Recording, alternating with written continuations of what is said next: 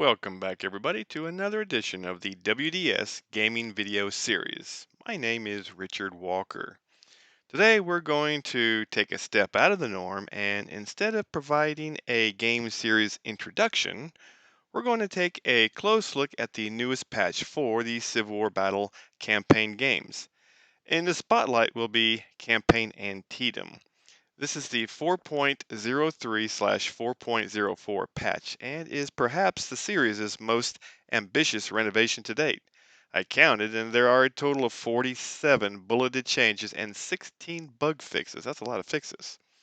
So let me pause here just for a moment, and if you are unfamiliar with this series and want a more introductory video, please feel free to dive back into the WDS video library and seek out the videos on Campaign Petersburg. There you'll be able to see a more introductory series of videos, of which there are a total of 5, and each is about 5 minutes long. Then return to this video to see the newest update information, and it will make a lot more sense that way. So now, without further ado, back to 4.03/4.04 and Campaign Antietam. So right off the bat, let me just mention here that because there are so many bulleted changes here, we're not going to discuss every single one of them. We're going to highlight the major ones, which is my opinion, of course. But if you want to see the full listing, all you need to do is go into the WDS campaign Antietam folder, select manuals, and then find the change log. There you'll be able to see all the changes and all the fixes. Now, the first thing I want to do is talk a little bit about supply wagons. Yes, our favorite thing here, supply wagons, right? But anyway, they are an important facet of any battle. As Napoleon once said, an army eats on its stomach, or walks and marches and wins battles on their stomachs too, I imagine. So anyway, the first thing that we're going to do here is we're going to move one of our regiments here. In this case, it's going to be the 41st Virginia Regiment. We're going to move it into the woods, and we're going to assault this supply wagon. But let me tell you what's going to happen first of all. So if you can see here, the supply wagon has a movement of 10. Now you'll see this on the left-hand menu here where it says movement, and it has 10 movement points. Now, after that supply wagon is captured, it will have on its first movement as a Confederate supply wagon, because it's going to be an automatic victory here. We'll explain that in just a second here. But it's going to get 50% of its movement points on the turn in which they are captured. So let's give that a try here. I'm going to double click and select on my 41st Virginia. I'm going to move it up into the assault phase, and you'll see that the melee status is automatic victory. By the way, that is another enhancement here where you'll be able to see the probability of your victory, or, could be a defeat too. But in this case, because it is a supply wagon and it's undefended by other combat troops, it will be an automatic victory. So we're going to select OK on that one. Oh, we took a little opportunity fire here from that cannon there, just in the upper left-hand side of the supply wagon here. We took an 8-man loss here, but let's go ahead and select our combat here, and this is kind of going back to the toolbar. And by the way, I wanted to let you know here that the toolbar buttons, and we've discussed those in several introductory videos earlier, they also have hotkeys, and I will be explaining some of the hotkeys as well. So for example, if we go to the melee resolve button, you'll see where it says Control plus P, which is the alternative to actually selecting the button itself. But I'm an old button head here, so you're going to see me hitting the buttons more often than not. But I'll try to explain the hotkeys as I go along as well. So let's go ahead and resolve that combat. And you can see that the supply wagon was efficiently overrun. And now you'll see that the movement points was reduced to a 5. So the Confederates theoretically here can start moving that supply wagon out of harm's way because they want to protect the goods that they just now captured, right? But on the next turn, it'll go back to a 10. So that's the first change that we are going to talk about, or have talked about rather.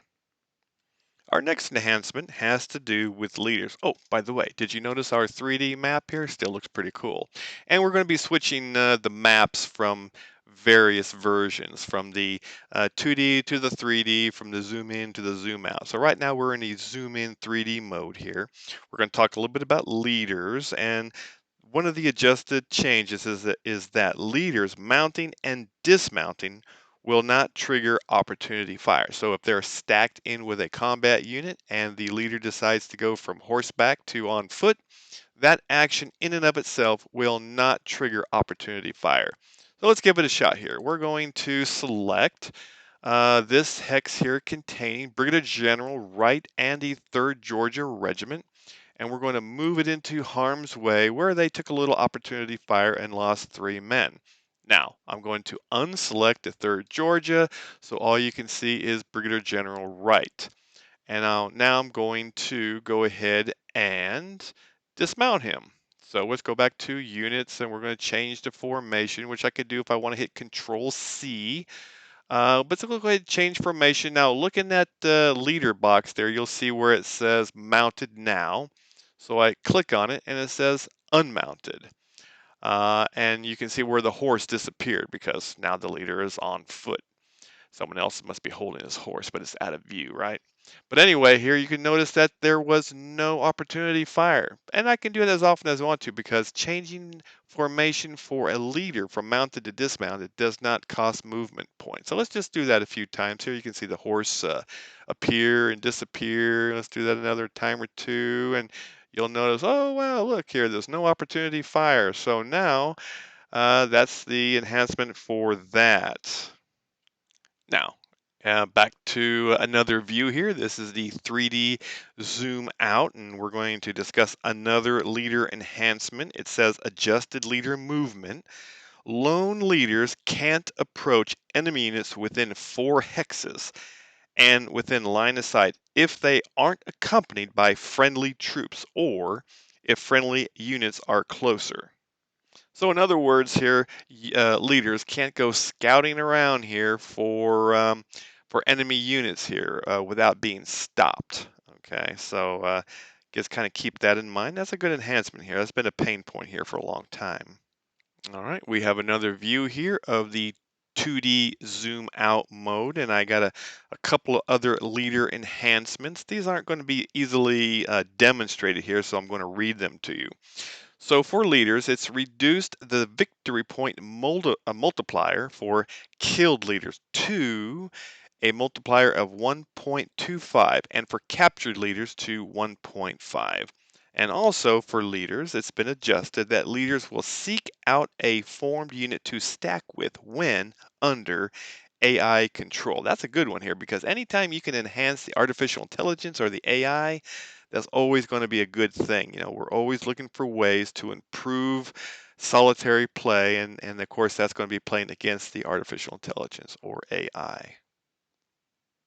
And now, before we move on here, I just want to do one more thing about the AI here. It's been adjusted that the AI targeting logics so that the unit with the highest fire value is selected within the target hex. So in other words, the AI won't shoot at supply wagons when there's a better unit in the hex to fire at. Again, another win for playing against the artificial intelligence. Okay, now I'm about to demonstrate for you one of the pain points that is years long. It has to do with capturing artillery. So if the capture artillery rule is selected in the options, then it's been adjusted that hexes containing captured artillery units no longer need to be continuously occupied to keep the victory points. Victory points will be lost if the original owner recaptures the hex. So let's take a look real quick here. I'm going to use the 41st Alabama. I'm going to move it up into range of being able to assault the Union artillery to the lower right. So let's go ahead and select it. And I'm going to move that over. You can see that the melee status dialog appears once again. And the advantage, a strong advantage, is to the attacker. So we'll select OK, we'll go back to combat and resolve, and lo and behold, yes, we did in fact capture that uh, artillery unit there, the 2nd New York Light Battery. So let's go into view for a second here and take a look, or the info rather, and take a look at the victory hex. So my point here is that now none of the actual tubes or the cannons were destroyed. So you can see here that Union losses are 0. However, Union point losses are 60 because that unit has been captured. Now, the thing here is if I were to move off of that unit on the following turn, and let's go ahead and, well, I'm going to hold off on that demonstration here real quick here, but I want to show you here that the artillery point loss will stay the same. It'll stay 60 even if there's no Confederate unit on that hex. The only way the Confederates would lose those 60 points as victory points is if the Union recaptured that same artillery unit. That's a big win because it's been a big pain point for many years. So I want to give a high five here to the WDS programming team. Great job. Okay, back to the 3D mode. Now I'm going to show you a couple of enhancements. Now, first thing I'm going to do is I'm going to select this hex over here with the 41st. Well, I take it back here. Let's go ahead and, well, never mind. Let's go back to the 48th Georgia. Now I'm going to double click on it here so you can see on the left-hand side where it's been highlighted.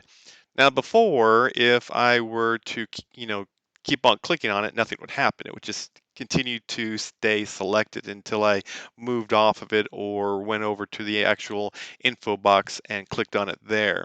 But now I can unselect it here by double clicking on it as I just did, maintaining my cursor over the actual unit. So if I double click on it, it's selected. If I double click on it again, it's unselected.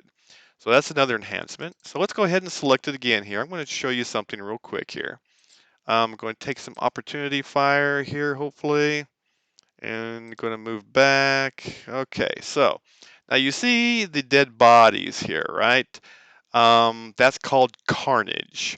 So now it doesn't really play, it doesn't really matter in this type of scenario here because there's really not that many hexes. There's not going to be that much combat. Number of troops probably won't pollute the grounds too much. But if you play a large scenario like Antietam, and you play it for a long time, over many turns, there's going to be dead bodies strewn over the battlefield just about everywhere. But now, instead of having to look at the dead bodies all the time, you can actually make them disappear. So look at those dead bodies for a second here. I'm going to select the asterisk button on the keyboard, which is above the number 9 on the keypad. Okay, so watch it now. I'm going to select it, and now you'll see that the dead bodies disappeared. I select it again, they reappear, and so on. So if you don't want to look at the dead bodies, especially in large battles, you select the asterisk above the 9, and they will disappear for you.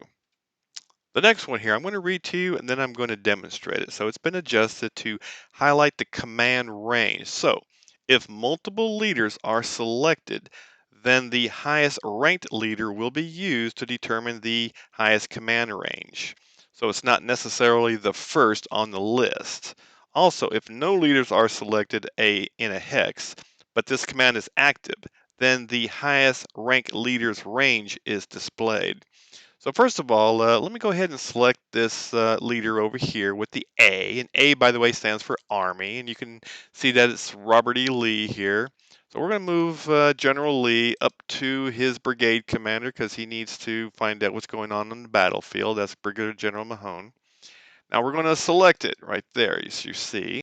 And now I'm also going to move a corps commander. So let's move General Longstreet. You'll notice he's got the letter C for corps.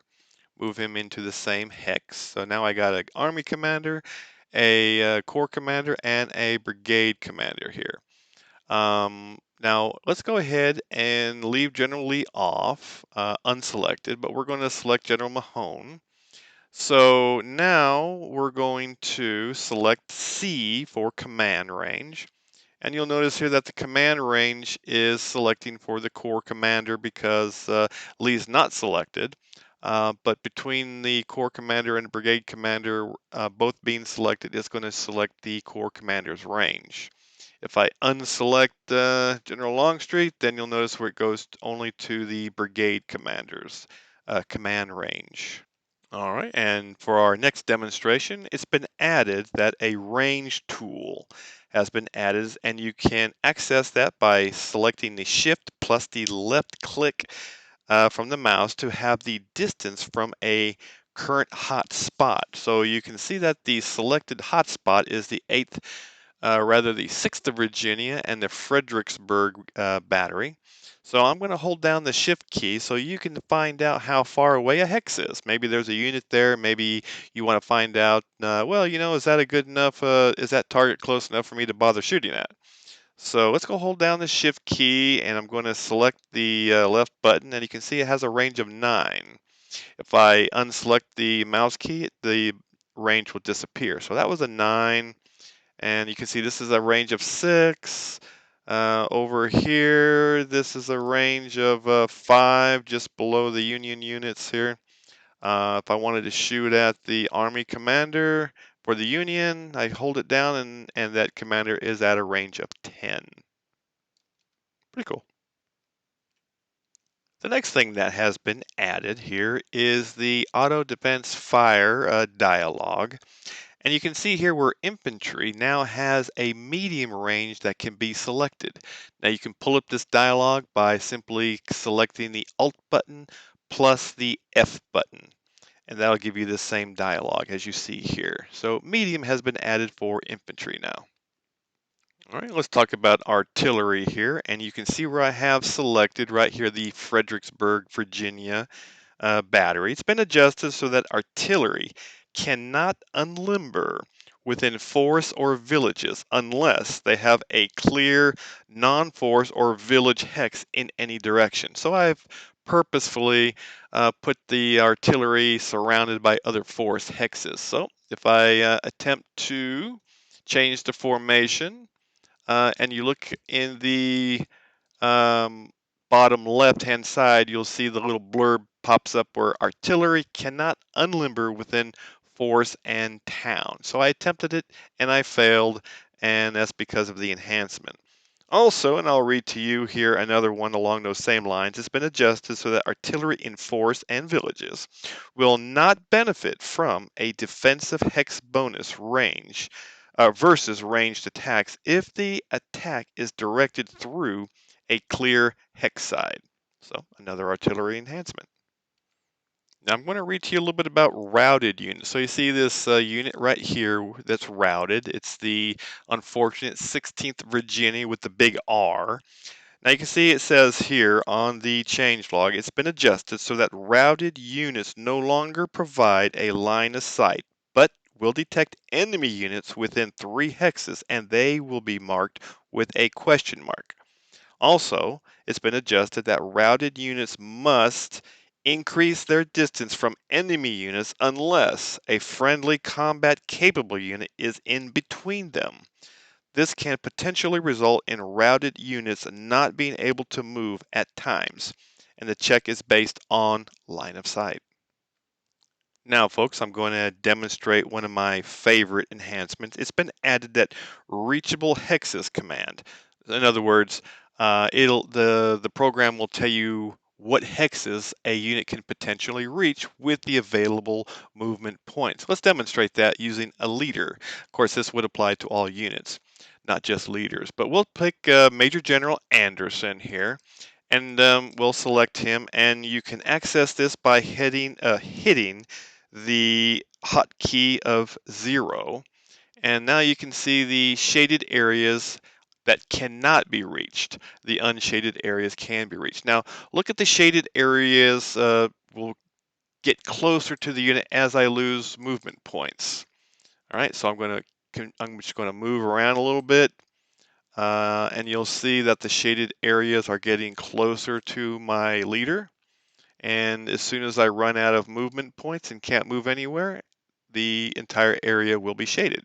That's pretty cool. I like that one a lot. Now for the next couple of these, I'm going to read them to you here because they're a little bit difficult to demonstrate, but it's been adjusted so that opportunity fire is not triggered if fire value is too low to cause harm. So in other words, if you have a very weak unit and another unit is moving by, which could potentially produce opportunity fire, it will not because that unit wouldn't be able to inflict casualties anyway. Also, it's been adjusted that a unit must contain at least 10 men in order to initiate a melee. So, no ahistorical playing with weak units trying to disrupt other units, or for that matter, even capturing a supply wagon, right? Another one here has been adjusted that the combined terrain fire modifier is capped at a minus 90%. So if you have multiple multipliers giving defensive advantage, that's going to be capped at a 90. So those are all good enhancements. Now there are more enhancements here. I read to you probably half of them, or maybe a little bit more than half. Some of them are difficult to demonstrate in this format, so I'm going to encourage you again to look at the change log, look and study over the changes so that you'll be familiar with them on your next combat experience. I want to thank you for listening to this video. If you go into the WDS video library, there may be others that you want to listen to as well. But the bottom line is we certainly appreciate your patronage of our games. Thank you very much for listening to this video, and you have a great rest of the day.